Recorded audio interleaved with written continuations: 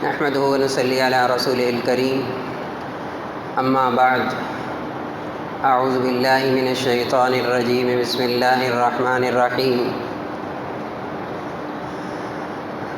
والذين يؤذون المؤمنين والمؤمنات بغير ما اكتسبوا فقد احتملوا بهتانا وإثما مبينا صدق الله العظيم۔ محترم سامعین کرام، السلام علیکم ورحمۃ اللہ وبرکاتہ۔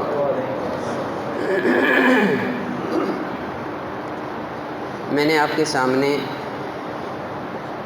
سورۃ الاحزاب کی آیت نمبر 58 اس کی تلاوت کی ہے۔ اللہ فرماتے ہیں کہ والذین یؤذون المؤمنین والمؤمنات بغیر ما اکتسبوا،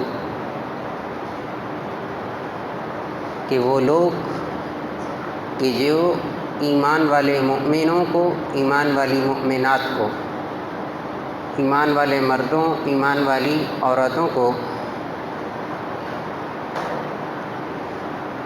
تکلیف دیتے ہیں، ایذا پہنچاتے ہیں، تو اگر تو وہ زبان سے کہہ رہے ہیں تو بغیر ما اکتسبوا، یعنی انہوں نے کوئی غلطی، گناہ، قصور کوئی ایسا نہیں کیا جن کو متہم کیا جائے، بغیر کسی وجہ کے جب کسی مسلمان مرد کسی مسلمان عورت کو تکلیف پہنچاتے ہیں تو ایسے لوگ دو قسم کے ہو گئے ہیں۔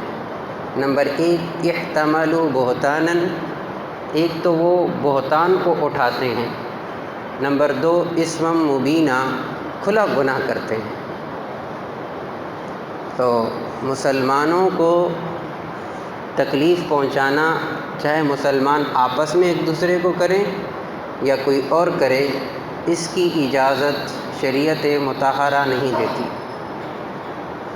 اس سے منع کیا کہ ایسا نہ کرو۔ پھر رسول اللہ صلی اللہ علیہ وسلم نے جو ہمیں تعلیمات دی ہیں، ان تعلیمات کو پڑھا جائے تو معلوم ہوتا ہے کہ مسلمان کا مقام جو رسول اللہ صلی اللہ علیہ وسلم نے بیان فرمایا بہت اونچا ہے۔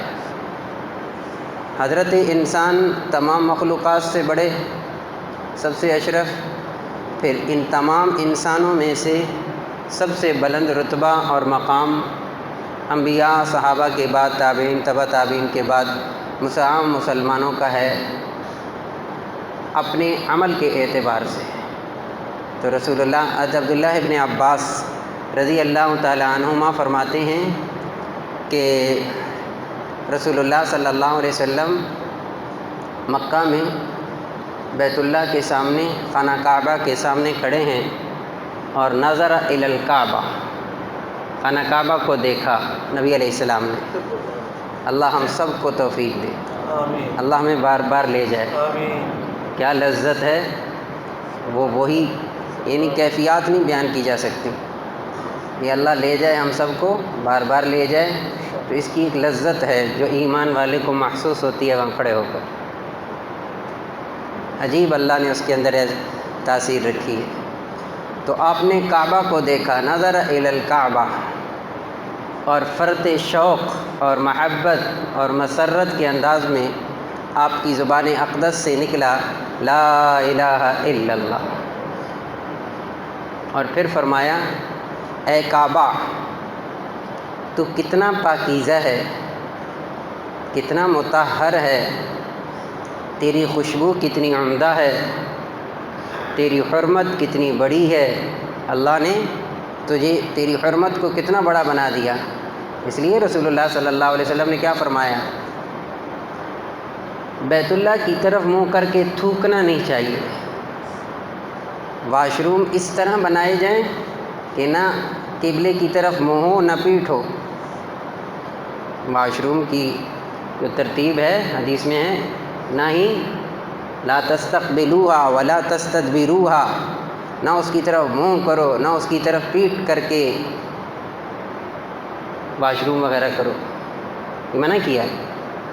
تو حرمت بتائی، تحریم، عزت بتائی، تو آپ فرما رہے کعبہ کو مخاطب کر کے کہ تو کتنا پاکیزہ ہے، تیری خوشبو کتنی پاکیزہ ہے، اور تیری حرمت اللہ نے کتنی بڑی بنائی ہے، لیکن اے کعبہ کسی ایک مسلمان کی حرمت، کسی ایک مسلمان کی عزت تیرے سے کئی گنا بڑھ کر ہے۔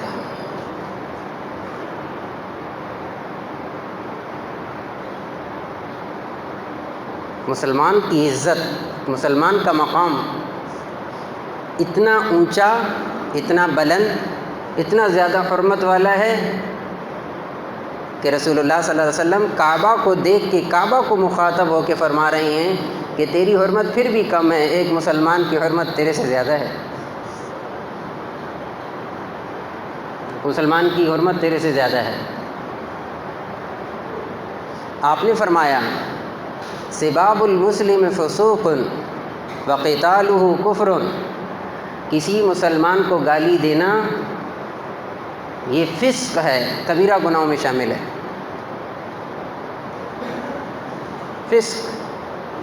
فسق و فجور عام لفظ بولا جاتا ہے، بڑا گناہ ہے۔ میں پھر ایک جملہ جو بارہا دہراتا ہوں پھر کہوں گا، ہم مسلمان ہیں، ہم ایمان والے ہیں، ہماری ہر چیز ایک بڑی سلیقے کے ساتھ ہے۔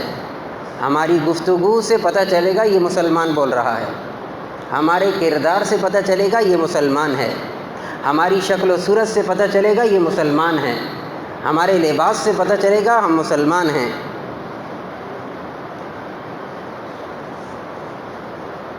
ہماری پوری کی پوری زندگی یہ ڈھلی ہوئی ہے محمد الرسول اللہ صلی اللہ علیہ وسلم کے مبارک طریقوں پر، مسلمان ہونے کے ناطے ہم پابند ہیں۔ آسان سی بات ہے، یہ کوئی مشکل نہیں ہے۔ ہم تو پتہ نہیں کیوں ایسی باتیں کہہ دیتے ہیں کہ جی بڑی سختیاں ہیں، یہ ہے وہ ہے، سختی نہیں ہوتی، سختی نہیں ہوتی۔ آپ کسی بچے کو کسی اسکول میں داخل کرائیں، ہیں جی، آپ کے گھر کے اندر دو بچے ہوں، دونوں کے اسکول الگ ہوں، دونوں کے یونیفارم الگ ہوں، کیا عدل بدل کر کے بھیج سکتے ہیں؟ وہ چوکیدار نہیں جانے دے گا، اندر کی بات تو الگ ہے، چوکیدار نہیں جانے دے گا، ہمارا بچہ نہیں ہے، ہمارا بچہ نہیں ہے۔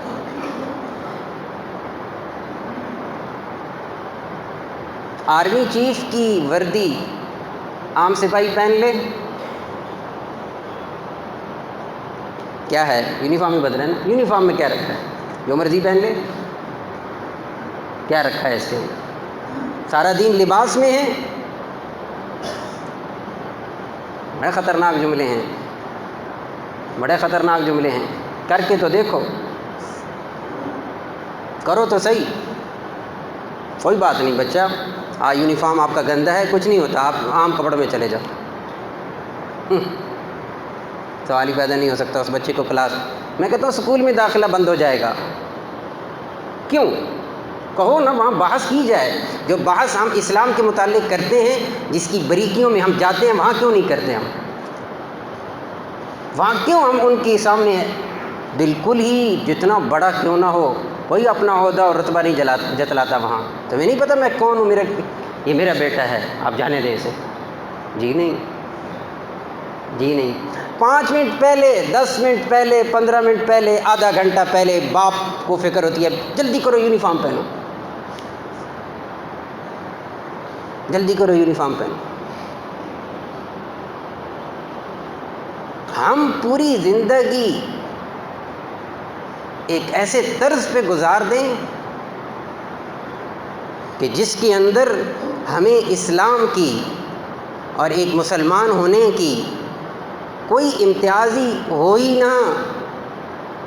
صرف لا الہ الا اللہ محمد الرسول اللہ، اس میں کوئی شک نہیں ہے کہ کلمہ بڑی فضیلت والا ہے، میں اس کا انکار نہیں کر رہا۔ جو بات جس زاویے میں جس طرح میں کر رہا ہوں اس کو اسی طرز میں جا کے سمجھیے گا۔ جن چیزوں کو ہم نے اتنا ہلکا لیا ہوا ہے، شریعت میں اتنی ہلکی ہیں نہیں۔ میں اپنے موضوع کی طرف آتا ہوں۔ آپ نے فرمایا سباب المسلم فسوق وقتالہ کفر، کسی بھی مسلمان کو گالی دینا یہ گناہ کا کام ہے، گناہ کبیرہ ہے۔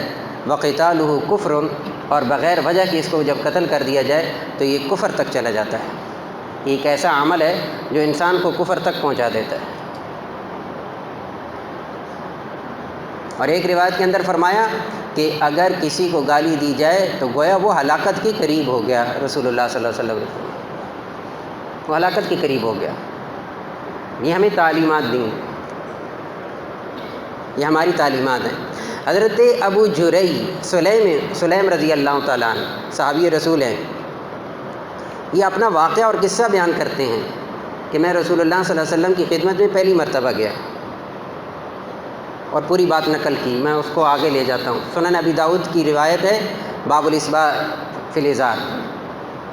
آپ نے وہاں جا کر حضرت جرئی فرماتے ہیں رضی اللہ تعالیٰ عنہ کہ میں رسول اللہ صلی اللہ علیہ وسلم سے اتنا متاثر ہوا کہ آپ کے بہت زیادہ قریب ہو گیا، اور پہلی ہی مجلس میں، پہلی ہی ملاقات میں نے رسول اللہ صلی اللہ علیہ وسلم سے اتنا قریب ہو گیا کہ میرا جی چاہ رہا تھا کہ کچھ خصوصی باتیں مجھے رسول اللہ صلی اللہ علیہ وسلم بیان فرما دیں تاکہ میں ان پر عمل کروں. تو حضرت خود فرماتے ہیں حضرت جابر بن سلیم رضی اللہ تعالیٰ عنہ، میں جب نبی علیہ السلام سے قریب ہوا اور میں نے عرض کی احد الیہ، اے اللہ کے رسول مجھے کوئی نصیحت کی بات فرما دے. آپ نے پہلی بات ارشاد فرمائی اپنے صحابی کو، لا تسبن احدا، کسی کو گالی نہ دینا، کسی کو گالی نہ دینا. ہمارا تو مزاج ہے نا، عادت بن چکی ہے بات بات پہ گالی دینا، بات بات پہ گالی دینا. جو روکے پھر دیتے ہیں، جو روکے پھر دیتے ہیں. اور یہ فضول عبث بیکار بات ہے کہ جی میرے کنٹرول میں نہیں ہے، فضول باتیں ہیں یہ، میں اسے ہرگز نہیں مانتا. کیوں نہیں مانتا؟ اس لیے کہ بہت ساری جگہیں ہیں جہاں انسان کا بچہ بن کے بات کر رہے ہوتے ہیں، وہاں نہیں آتی منہ سے گالی. ہیں جگہیں ہر ایک کے پاس ہوتی ہیں، وہاں اس کی الفاظ کا چناؤ بڑا زبردست ہوتا ہے. وہاں اسے پتہ ہوتا ہے کہ اس ڈیل کے اندر اگر میں نے کوئی ایسی بات کی نا تو یہ ساری بیڑا غرق کر دے گی. بچ جاتا ہے. پھر کیا کہتا ہے؟ پھر کہتا ہے، یہی انسان کہتا ہے گدھے کو باپ بنانا پڑتا ہے، یہی کہتا ہے. یہ بڑا کنٹرول کرتا ہے اپنے آپ کو، بڑا ماپ تول کے الفاظ نکالتا ہے. کیوں؟ میری ڈیل نہ خراب ہو جائے. وہاں نہیں نکالتا گالیاں، وہاں گالیاں نہیں نکالتا.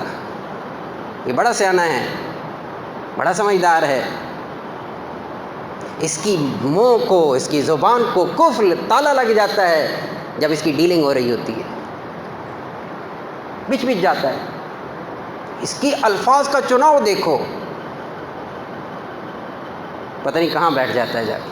کیوں؟ میری ڈیل نہ خراب ہو جائے. کہاں گالیاں نکالتا ہے یہ آپ جانتے ہیں. اتنے سادہ باتیں نہیں ہیں یہ کہہ دینا کہ جی میرے منہ سے پتہ ہی نہیں چلتا. جی پتہ چلتا ہے پتہ. یہ کوئی غیر اختیاری نہیں ہے. صحابی رسول کو آپ نے فرمایا لا تسبن احدا، کسی کو گالی نہ دینا. یہ فرما دیا. یہ میں کہتا ہوں ایک قسم کا رسول اللہ صلی اللہ علیہ وسلم نے سوالیہ پرچہ دیا تھا صحابی رسول کو. اب جواب سنیے اس صحابی رسول صلی اللہ علیہ وسلم کا. وہ اپنی پوری زندگی کا، اس کے بعد جب یہ کلمہ سنا اس کے بعد پوری زندگی کا جواب کیا کہنے لگے؟ فما سببت بعدہ حرا ولا عبدا ولا بعیرا ولا شاة. کہتے ہیں پھر میں نے ساری زندگی کسی آزاد کو گالی نہیں دی، کسی غلام کو گالی نہیں دی، کسی اونٹ کو گالی نہیں دی، کسی بکری کو گالی نہیں دی. انسان کو کجا میں نے جانور کو بھی نہیں دی. گالی پروف. ہمیں اس درجے کا رسول اللہ صلی اللہ علیہ وسلم نے پابند فرما دیا کہ ایک دوسرے کے ساتھ مسلمان باہم ایک دوسرے کے ساتھ اپنی زبان کو اس درجے میں استعمال کریں، اور باہر کے لوگ بھی مسلمانوں کے جذبات اور احساسات کا خیال رکھیں. ایک اور جملہ کہ مسلمان جذباتی بڑے ہوتے ہیں. ہر جگہ مسلمان جذباتی نہیں ہوتا، یہ پکی بات ہے. مسلمان وہاں جذباتی ہوتا ہے، میرا جملہ غور سے سنیے گا، مسلمان وہاں جذباتی ہوتا ہے جہاں محمد الرسول اللہ صلی اللہ علیہ وسلم نے اسے جذباتی بنایا ہے۔ جی، مسلمان وہاں جذباتی ہوتا ہے، جذبانی ہونا چاہیے جہاں محمد الرسول اللہ صلی اللہ علیہ وسلم نے جذبات پیدا کیے ہیں۔ لا یؤمن احدکم حتی اکون احب الیہ من والدہ وولدہ والناس اجمعین او کما قال علیہ الصلاۃ والسلام۔ تم میں سے وہ کامل مومن ہو ہی نہیں سکتا جب تک کہ وہ مجھ سے سب سے زیادہ محبت نہ کرے، پوری کائنات سے، اپنی اولاد سے، اپنے ماں باپ سے اور کائنات کی ہر چیز سے سب سے زیادہ جب تک میں محبوب نہ ہو جاؤں، یہ کامل مومن نہیں ہو سکتا۔ جذبات بنائیں، باقاعدہ جذبات بنائے گئے ہیں، باقاعدہ جذبات بنائے ہیں کہ ہم رسول انور صلی اللہ علیہ وسلم کی ذات کے بارے میں کوئی کمپرومائز نہیں کریں گے، کوئی مسلمان اس کو برداشت نہیں کرے گا۔ ویسے حیرت والی بات ہے، آپ خود غور تو کریں اس بات پر کہ وہ ممالک جو جن کے اندر رحم کا اتنا مادہ ہے، جن کے اندر مہربانی کا اتنا مادہ ہے، جو لوگوں کے لیے اتنے مہربان شفیق، جس کی مثالیں ہمارے ان سے متاثر مسلمان دیتے ہیں، مثالیں دیتے ہیں کہ رحم دیکھنا ہو، مہربانی دیکھنی ہو، لطف دیکھنا ہو، فلاں دیکھا جائے ملک کے اندر کہ اگر گاڑی چلا رہے ہوں، ڈرائیو کر رہے ہوں تو سامنے سے کوئی جانور گزر جائے تو وہ اتنے رحم دل لوگ ہیں، اتنے ڈسپلن والے لوگ ہیں کہ وہاں قطار اور لمبی لائن لگ جاتی ہے گاڑیوں کی، وہ گاڑی آگے نہیں چلتی جب تک کہ وہ جانور نہ گزر جائے۔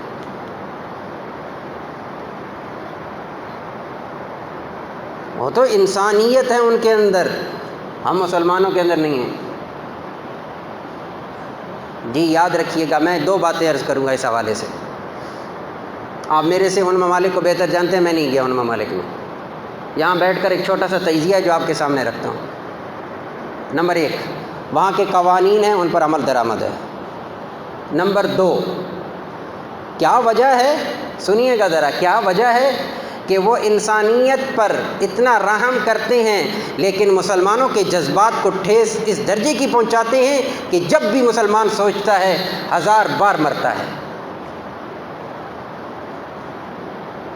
میں جہاں لے جانا چاہتا ہوں آپ پہنچے ہیں وہاں۔ کیوں کھیلتے ہیں مسلمانوں کے جذبات سے؟ کیا انہیں نہیں پتا کہ کس ہستی کا احترام ان کے اندر کس درجے کا ہے؟ یہ کتنی محبت کرتے ہیں اور ان کو ان سے محبت سکھلائی گئی ہے، بتلائی نہیں گئی، سکھلائی گئی ہے اور دلوں کے اندر پیوست کی گئی ہے۔ کیوں وہ اس جگہ پہ جا کے کلک کرتے ہیں؟ وہاں کیوں نہیں ان کا قانون حرکت میں آتا؟ وہاں کیوں نہیں قوانین بنائے گئے؟ پوری امت مسلمہ کو ٹھیس پہنچا دینا ان کے نزدیک کوئی کام نہیں ہے۔ جن کی مثالیں دیتے ہیں ہم نہیں تھکتے، جن کی ایک ایک چیز کو ہم کہتے ہیں یہ دیکھیں ہم مسلمانوں میں نہیں ہے، یہ نہیں، یہ ہے ان کے اندر۔ وہاں کیوں نہیں قانون سازی کی گئی؟ کیوں اتنے عرب مسلمانوں کو ان کے جذبات کو، ان کے دلوں کو تار تار کر دیا جاتا ہے؟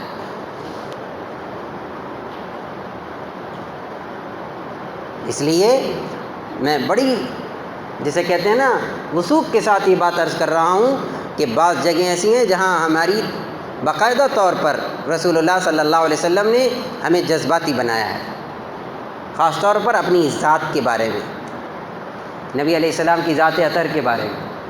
حضرت عمر بن خطاب رضی اللہ تعالیٰ عنہ رسول اللہ صلی اللہ علیہ وسلم نے بار بار اس سطح پہ لائے ہیں، تب جا کر حضرت نے فرمایا تھا رضیت باللہ ربا وبالاسلام دینا وبمحمد صلی اللہ علیہ وسلم نبیا و رسولا. کہا نہیں عمر، نہیں عمر، نہیں عمر. پھر آگے کہا اب میں راضی ہو گیا اللہ کے رب ہونے پر، اسلام کے دین ہونے پر، محمد صلی اللہ علیہ وسلم کے اللہ کے رسول ہونے پر، اور آپ مجھے سب سے زیادہ عزیز اور سب سے زیادہ محترم ہیں. ایک تو یہ بات. دوسری گزارش کہ ہمیں رسول اللہ صلی اللہ علیہ وسلم نے اس بات کی بھی تعلیم دی ہے کہ ہم رسول اللہ صلی اللہ علیہ وسلم کے صحابہ کے بارے میں، اصحاب رسول صلی اللہ علیہ وسلم کے بارے میں بھی اپنی زبانوں کو تالے لگا کے رکھیں. ہم میں سے کوئی بھی آج کی اس پوری دنیا کا امت مسلمہ کا کسی بندے کو یہ حق حاصل نہیں ہے کہ صحابہ کی عدالت پہ جا کے بات کرے کہ صحابہ عادل تھے یا نہیں. ہمیں حق حاصل نہیں ہے، یہ پکی بات ہے. میں نے پچھلے جمعے عرض کیا تھا صحابہ معیار ایمان ہیں، اس پر میں نے آپ کو دلائل دیے تھے قرآن مجید سے. صحابہ کرام رضی اللہ تعالی عنہم کو کوئی مسلمان کسی صحابی کو بھی اپنی زبان سے برا بھلا نہیں کہہ سکتا، بلکہ کوئی بھی نہیں کہہ سکتا، اس کی ہم اجازت نہیں دیتے. رسول اللہ صلی اللہ علیہ وسلم نے فرمایا لا تمس النار من رآنی، جس نے ایمان کی حالت میں مجھے دیکھا اور اسی پر اس کی وفات ہو گئی، جو صحابی بنا، اسے جہنم کی آگ نہیں چھوئے گی. کر لو جو کرنا ہے.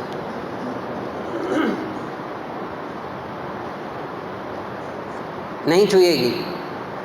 من سب اصحابی فقولوا لعنت اللہ علی شرکم،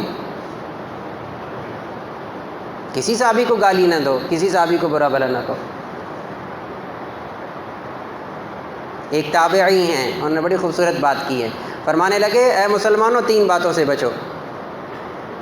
ایک، اصحاب محمد صلی اللہ علیہ وسلم کو برا بھلا کہنے سے. نمبر 2، تقدیر کے اندر گفتگو کرنے میں کہ میری تقدیر میں کیا لکھا ہے، اس میں نہ پڑھو. اور ستاروں سے یعنی علم نجوم، اس سے بچو. ان چیزوں سے منع کیا، خود رسول اللہ صلی اللہ علیہ وسلم نے منع کیا. لا تسبوا اصحابی، کتنی روایات کے اندر ہے کہ میرے صحابہ کرام رضی اللہ تعالی عنہم کے بارے میں اپنی زبانوں کو لگام دے کے رکھو. اور جو ان کے آپس کی اختلافات تھے، ہمیں کوئی حق حاصل نہیں ہے کہ ہم ان پر جرح کریں. کیوں؟ اسلام یہ ایک قسم کا ہمارا گھر ہے. میں ان سے گزارش کروں گا کسی بھی سطح پہ جا کر کہ جو باقاعدہ طور پر دنیا کے سامنے آ کر کسی بھی صحابی پر جرح کر رہے ہوتے ہیں، اگر ان کے آپس کے اندر اختلافات ہیں بھی صحیح، تو میں آپ سے ایک ادنا سا چھوٹا سا سوال کرتا ہوں، کیا گھر کے مسائل کو، گھر کے لڑائیوں کو، گھر کی جھگڑوں کو کوئی بندہ پریس کانفرنس میں بیان کرتا ہے؟ باپ بیٹے کا جھگڑا ہو جائے، سارے محلے کو اکٹھا کر لے کہ دیکھو یہ میرے باپ نے یہ کیا، یہ کیا، یہ کیا. باپ کہے میرے بیٹے نے یہ کیا، یہ کیا، یہ کیا، یہ کیا.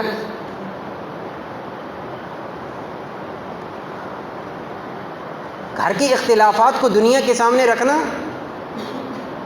کوئی عقل مند ایسا نہیں کرتا.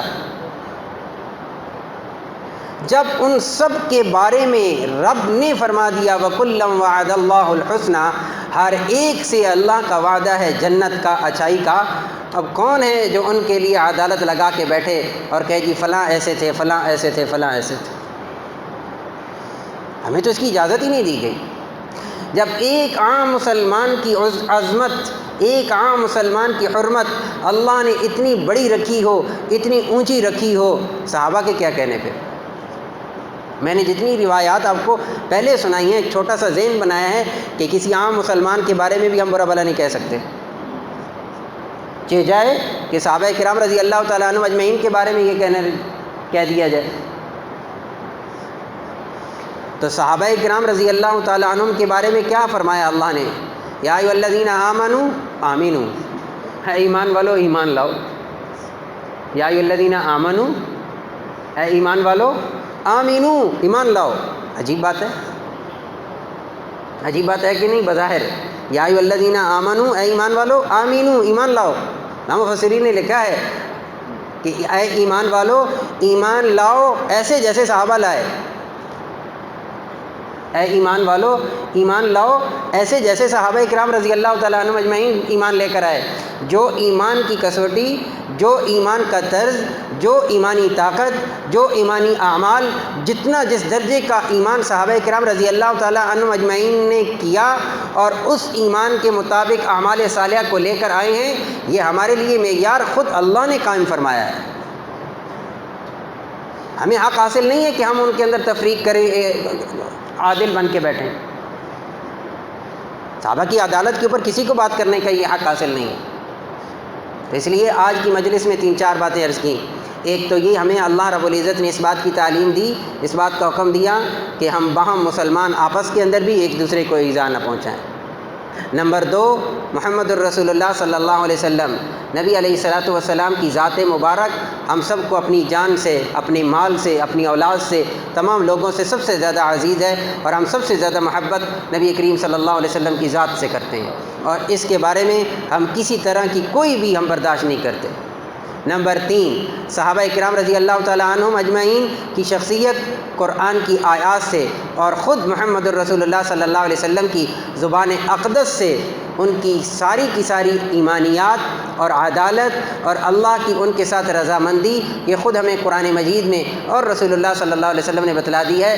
لہٰذا ہمیں کسی صورت میں جا کر یہ حق حاصل نہیں ہے کہ ہم ان پر جرح کریں، ہم ان کے اوپر بات کر سکیں. ہم اپنی ایمان کو محفوظ رکھتے ہوئے، اپنے ایمان کو بچاتے ہوئے ان مقدس شخصیات کا احترام اپنے دلوں کے اندر رکھیں گے، اور جس حد تک ہوا قانون کے مطابق ہم اس کا پورے کا پورا حل بھی تلاش کریں گے کہ کسی دنیا کے کسی فرد کو یہ حق حاصل نہیں ہوگا کہ جو ہمارے جذبات کو ٹھیس پہنچائے، ہماری ایمانیات کو ٹھیس پہنچائے.